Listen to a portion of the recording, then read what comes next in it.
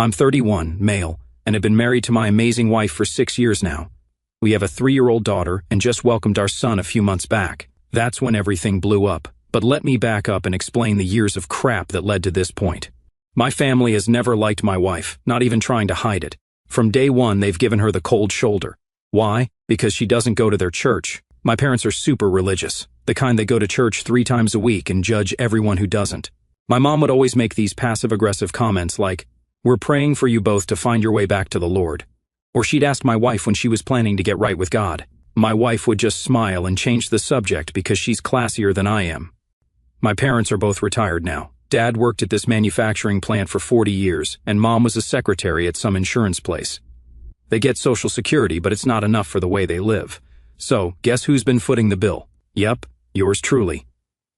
For the past 5 years, I've been paying their mortgage, $1,200 a month, utilities, another $300 to $400 cell phone bill, and even sending them grocery money most months. All told, probably around $2,000 per month out of my pocket. My wife never complained, even though that money could have gone to our own savings or a better house in a nicer school district. Now, my sister is a whole different story. She's always been the golden child. Growing up, she got everything handed to her, while I had to work for scraps of attention. When we were kids, she'd get brand new clothes for school, while I got hand-me-down stuff from our cousin. For her 16th birthday, she got a car. When I turned 16, I got, "You can use Mom's car sometimes if you pay for gas." I worked my ass off for 3 years to save up for a crappy used Honda that broke down every other month. These days, my sister is married to this finance guy who comes from money. They live in one of those fancy neighborhoods where all the houses look the same, and everyone has a 3-car garage they actually put cars in. She doesn't work, just posts on social media about being a boy mom. She has 3 sons and shares inspirational quotes with pictures of her perfect house. She's one of those people who hashtags blessed on everything, and it makes me want to throw my phone across the room. Here's the thing though, despite the fact that my sister and her husband probably make triple what my wife and I do, we both work full-time modest jobs, my parents still expected me to support them financially. Their excuse was always, "Your sister has her hands full with the boys," or, "They have their own expenses with that big house." Meanwhile, my sister goes on vacation 4 times a year, while I'm over here counting pennies to make sure I can cover my own mortgage and my parents'. My wife and I have always lived pretty modestly. We have a small 3-bedroom house in an okay neighborhood. We drive used cars we bought with cash. We don't take fancy vacations, maybe a weekend at the beach once a year. Most of our extra money went to my parents or into savings for our kids' college funds. My wife never once complained about this arrangement, even though she had every right to. She'd just say, "They're your family." I understand. Saint, I tell you. I tried talking to my sister about helping out with our parents a few times. She always had excuses. The boys' private school tuition is so expensive, or they're saving for a pool, or whatever BS reason she could come up with. Every time I brought it up with my parents, they'd defend her. "Your sister has different responsibilities." It was always assumed that I would handle it because, well, I'm not even sure why. Maybe because I was dumb enough to say yes the first time. The real problem wasn't even the money, if I'm being honest. It was the complete lack of appreciation or recognition. I'd bring over their mortgage payment, and instead of a thank you, I'd get comments about how my daughter wasn't dressed warmly enough or how my wife should really try to make it to church someday. Meanwhile, my sister would show up empty-handed, and they'd trip over themselves fawning over her and the boys. Every holiday was the same story. We'd show up, and my mom would barely acknowledge my wife, rush through hellos with our daughter, then spend the whole time playing with my sister's kids and talking about how amazing my sister was for handling 3 boys. My wife would offer to help in the kitchen and get assigned the most basic tasks, while my sister sat on the couch scrolling through her phone. And everyone acted like she was Mother Teresa for showing up. I put up with it because, I don't know, I guess I thought that's what family meant, taking care of each other, even when it's not fair or balanced. Plus, there was always this unspoken thing that if I stopped helping, I'd be the bad guy, the ungrateful son who abandoned his parents, the failure who couldn't provide. My sister reinforced this every chance she got, making little comments about how generous I was with this tone that suggested I was trying to show off by helping our parents. Writing this story now pisses me off, thinking about how I should have put my foot down years ago, set boundaries, demanded some balance. But I didn't. And things just kept going the way they always had until my wife got pregnant with our son, and everything finally came to a head. During her pregnancy, the cracks in my family dynamic became impossible to ignore. My parents barely acknowledged the news, treating it like a footnote compared to whatever my sister had going on. Speaking of my sister, she was too busy posting inspirational mom quotes and planning another vacation to even pretend to care. Meanwhile, my wife was exhausted, juggling work, doctor's appointments, and taking care of our daughter, while I scrambled to keep up with everything, including still covering my parents' bills. Every time I hinted at needing some support, my mom would brush it off with, "God will provide," and my sister would chime in with, "You signed up for this." It was becoming clearer by the day. When my parents or my sister needed something, I was expected to drop everything. But when we needed help, we were on our own. And I guess I shouldn't have been surprised when that became painfully obvious the night my wife went into labor. Last month, my wife went into labor with our second kid. It's like 2 a.m, 3 weeks earlier than we expected. Both of us are freaking the hell out, not just because of the early labor, but because we suddenly had a 3-year-old to deal with while rushing to the hospital. Our usual babysitter is this college student who lives nearby, but no way I'm calling her at 2 a.m. We're panicking, trying to figure out what to do. My wife is having contractions every few minutes, and I'm running around the house like a headless chicken, trying to grab the hospital bag, find my keys, and figure out what to do with our daughter. I called my mom. This is literally the first time I've ever asked her to help with our kid. I'm not asking her to watch my daughter for a week-long vacation, just a few hours in an emergency while my wife is in labor. "Mom, I need your help," I said, trying to keep my voice steady. "Wife's in labor. It's happening now. I need someone to watch Mia while I take her to the hospital." There was a pause, then Mom's voice came through, weak and strained. "Oh, honey, I just can't tonight. My arthritis is acting up something terrible. I can barely get out of bed. I'm so sorry." My heart started pounding harder from panic. "Mom, I can bring her to you. She'll mostly sleep anyway. It's the middle of the night." She sighed, her voice still carrying that frail, helpless tone. No, I just can't. I'm in too much pain." I couldn't possibly keep up with a 3-year-old right now. You know how active she is. Our daughter is literally the chillest kid on the planet. She'll sit and color for hours, not like she's doing parkour around the house. I felt something crack inside me. Frustration, disbelief, hurt, all tangled up into this tight knot in my chest. This was confirmation of what I'd always feared. My family saw me as useful, not important. My wife was gripping the kitchen counter, her face twisted in pain, telling me we needed to go now. And here I was, standing in my kitchen, begging my own mother for help she'd never give. My anger was bubbling under the panic, but I didn't have time to process it. I needed someone, anyone, to help. So, I did something I already knew was a lost cause, but tried anyway. I texted my sister, "Emergency. Wife's in labor. Need someone to watch Mia for a few hours." She read it immediately. Those 3 little dots popped up like she was about to respond, and then, "This is really bad timing. We have an early morning with the boys and I need sleep. Sorry, can't help." That was it. No hope everything goes well. No congrats. Just a half-assed excuse and a brush-off, like I was asking her to babysit for fun, not because my wife was literally about to give birth.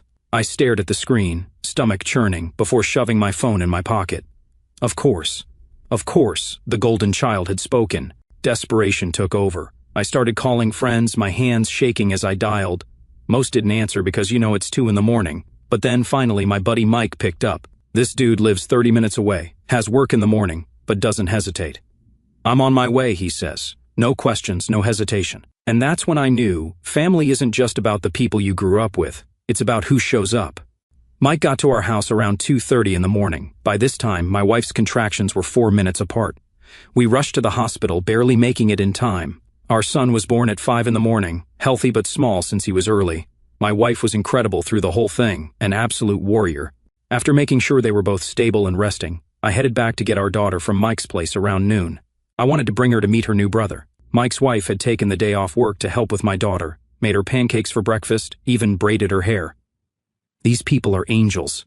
On the way back to the hospital, I realized we needed the extra car seat base we keep at my parents' house for when they rarely watch our daughter. I'm exhausted, running on 0 sleep, emotional from the birth, but I figured I'd just swing by, grab it quick, and head to the hospital. I used my key to let myself in. I've had one for years since I'm always checking on them or fixing things around their house. It's around dinner time. I walked in, and the first thing I heard was laughter, lots of it. I followed the noise to the dining room, and what did I find? A full-on family dinner party. My sister, her husband, their 3 boys, and my parents, all sitting around the table like a Norman Rockwell painting. Good food, wine glasses, the works. And my mom, the one who could barely move from her arthritis this morning, was chasing my 4-year-old nephew around the living room, tickling him as he shrieked with laughter. Everyone froze when they saw me standing there. The laughter stopped instantly. My mom's face did this weird thing where she looked guilty for a split second before switching to annoyed, like I was the one who did something wrong by showing up unannounced. "Oh, we weren't expecting you," she said, all flustered. "How's everything?" She didn't even remember my wife was in labor, or didn't care. No one at the table asked about my wife or the baby. My sister just gave me this look like I was interrupting something important. My dad stared at his plate. The silence was deafening. I'm standing there, still in the same clothes from last night, probably looking like absolute hell, holding my keys in my hand, and something in me just snapped. So, you're too sick to help your own son when his wife is having a baby, but you're perfectly fine hosting a dinner party? I asked, my voice weirdly calm, considering I was about to lose it. My mom immediately got defensive. It's not a dinner party, it's just family, and your sister needed help with the boys today. I looked over at my sister, who suddenly found her mashed potatoes super interesting. She wouldn't meet my eyes. Her husband is literally right there, I pointed out, and he doesn't work on Fridays. But sure, she needed help. My dad finally spoke up. Son, your mother's been on her feet all day. She's pushing through the pain to help your sister. But she couldn't push through it for me, for her grandchild being born. My voice was getting louder now. That's different, my mom said with this dismissive wave that made my blood boil. How is it different? I was full on shouting now. Because it's me asking? Because my wife isn't good enough for you? Because we don't fit into your perfect little church image? My sister's husband, who I actually don't hate, he's just oblivious to the family dynamics, looked uncomfortable as hell. The kids had gone quiet, which made me lower my voice a bit. My wife gave birth today, I said. Our son was born at 5:13 this morning. Not that any of you bothered to ask. I had to beg a friend to watch my daughter because my own mother lied about being too sick to help. My mom started with the waterworks, a classic move when she's backed into a corner. I wasn't lying. I just pushed myself to feel better because your sister... Save it, I cut her off. I get it now. I've always been an afterthought in this family. The only thing you've ever valued about me is my checkbook. At that moment, my sister shot up from her seat, hands raised like she was some kind of hostage negotiator. All right, let's not turn this into a scene, she said, her voice sugary but tight, her eyes flicking toward her husband's parents like this was all so inconvenient for her. You're obviously upset. Why don't you just go home, cool off, and we'll talk later, okay? Like I was some unhinged lunatic ruining her nice dinner, like I was the embarrassment here. And that's when I really snapped. I let out a sharp laugh, shaking my head. Oh, I get it now. You don't care that mom and dad treat me like a goddamn ATM. You don't care that I've spent years paying their bills while you sit in your perfect little house, posting crock #blessed selfies. You just don't want your in-laws to see what a bunch of gold-digging leeches you all are. Her husband's parents, who had been politely silent up until now, suddenly looked very interested in their wine glasses. Her husband shifted uncomfortably, clearly realizing this was no longer a family misunderstanding but something a hell of a lot uglier.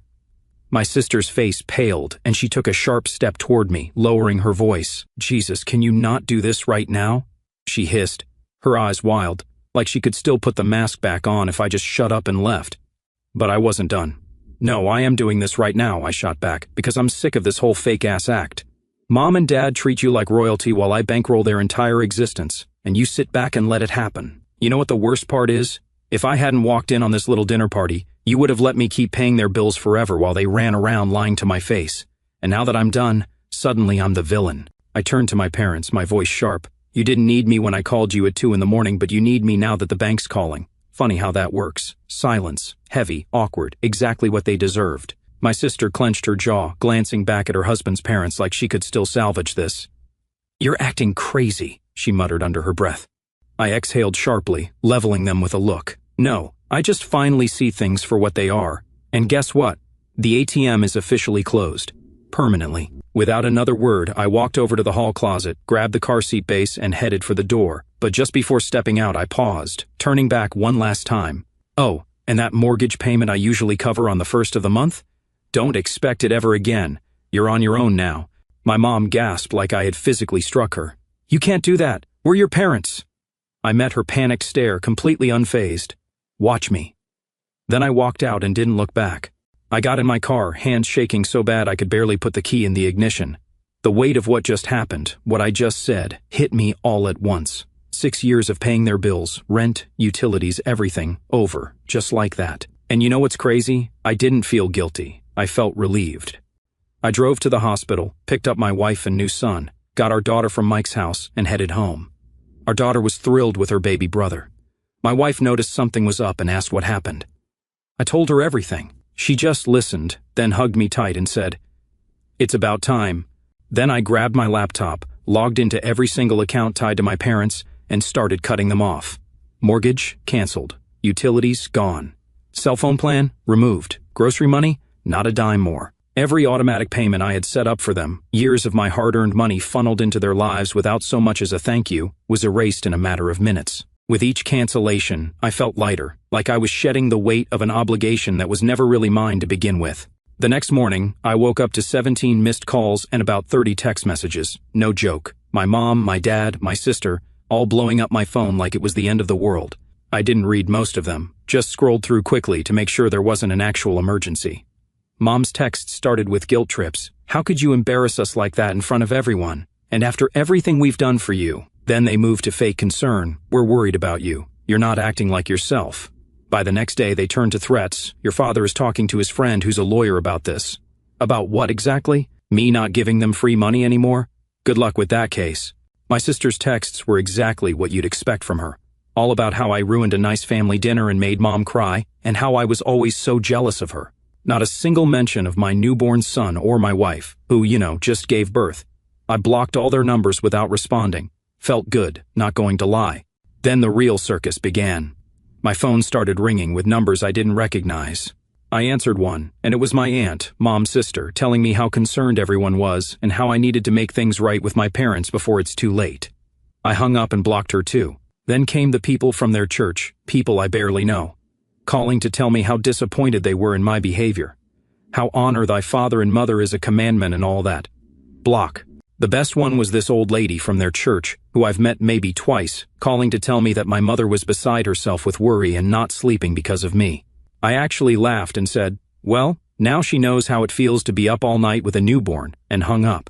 My wife was amazing through all of this. She's on maternity leave, recovering from giving birth, taking care of our newborn, and still managing to keep our daughter entertained, all while I'm dealing with this family drama storm and trying to get back to work. I only took a week off because we need the money, especially now that I'm not bankrolling my parents anymore. About a week after everything went down, my sister showed up at our house.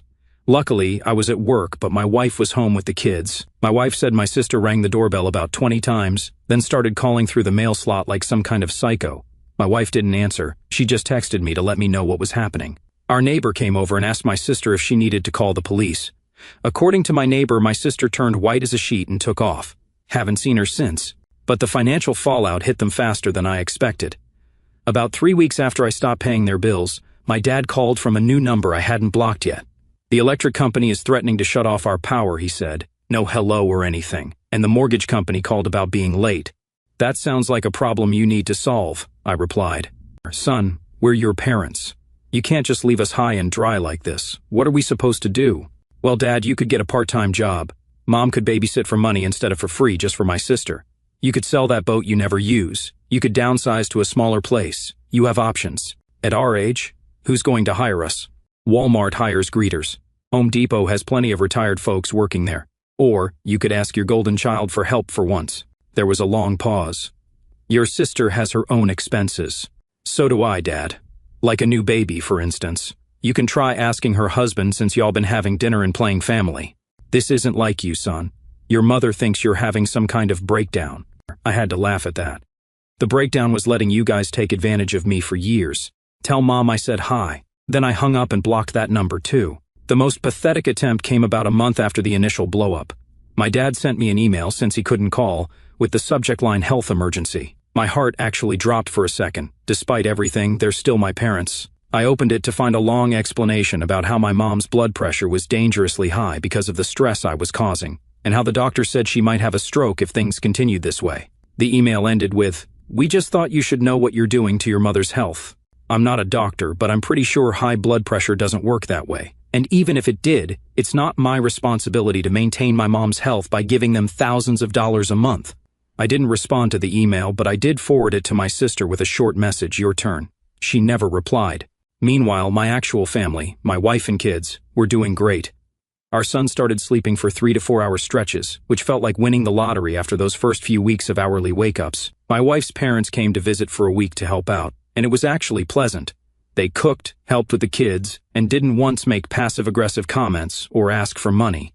Wild concept, I know. About 2 months after the whole thing went down, we were starting to find our groove as a family of 4, and we were actually putting money into savings instead of sending it to my parents. It felt like we could finally breathe. Then, one Saturday morning, I was in the front yard with my daughter, teaching her how to ride her new bike without training wheels. She's fearless. A car I didn't recognize pulled up.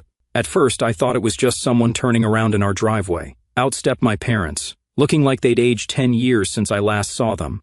My daughter spotted them before I could react and yelled for her grandparents, because of course she doesn't understand the situation. My mom immediately put on this sugary sweet smile that didn't reach her eyes and started walking toward my kid with her arms open.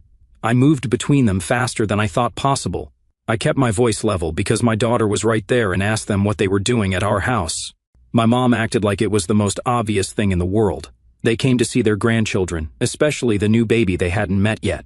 I told them they weren't invited and needed to leave. My dad stepped forward, hands in his pockets, looking uncomfortable, pleading with me to let them see the baby since my mother had been beside herself. I muttered something sarcastic, then asked my daughter to go inside and tell my wife we had visitors. She looked confused but headed inside. My mom tried to follow her, but I blocked the path. I firmly told her she wasn't coming in and wasn't seeing the baby. She'd lost that privilege when she lied about being too sick to help us, then tried to pick up my daughter from preschool without permission. My mom tried to play it off as a misunderstanding, but I called her out on lying about a family emergency. My wife appeared at the door, took one look at them, and shut it. That's when my dad finally admitted the real reason they were here. The bank was threatening foreclosure and they needed money. I asked if they'd gone to my sister, and my mom mumbled something about her saving for a pool. Of course. I told them I wasn't their backup plan anymore. They hadn't even asked my son's name, and when my mom guessed wrong, I made it clear his name was James, after the grandparent who actually cared. My mom cried about losing their house, but I reminded her that was on them, not me. Then, in a last-ditch effort, she screamed about having rights to see my kids. I shut that down fast. My dad saw it was over and tried to get her to leave, but she just stared at me like I was the one who betrayed them. As they got in the car, I overheard her say they should have gone to a lawyer first. Then they drove off, and I just stood there, breathing. My wife asked if I was okay, and for the first time in a long time, I really was. A few weeks after that, I heard through a mutual acquaintance that my parents had gotten desperate enough to approach my sisters-in-laws for money. Apparently, they showed up unannounced at some fancy dinner party my sister and her husband were hosting with his parents. My mom put on her best poor, suffering grandmother act, talking about how they were about to lose their house because their ungrateful son, that's me, had cruelly abandoned them. What they didn't count on was my sister's husband actually speaking up. Turns out, he remembered that night when I caught them all having dinner while my wife was in labor. He called them out in front of his parents, saying he'd witnessed firsthand how they'd lied about being too sick to help with my daughter, only to be perfectly fine hosting a family dinner hours later. He flat out told them he wasn't comfortable giving money to people who treated their own son that way. My mom tried to spin some story about how it was all a misunderstanding, but my sister's father-in-law, who's apparently some no-nonsense businessman, just asked her why they couldn't downsize or get part-time jobs like other retirees. My dad mumbled something about his age, and my sister's mother-in-law pointed out that her own father still worked part-time at 75. My sister, seeing her meal ticket slipping away, jumped in to defend our parents, which led to a huge argument with her husband right there in front of everyone. According to my source, it got ugly fast. Her husband asked why she never contributed to their care if they were so important to her. My sister called me during that time. She didn't even say hello when I picked up, just launched straight into a screaming tirade.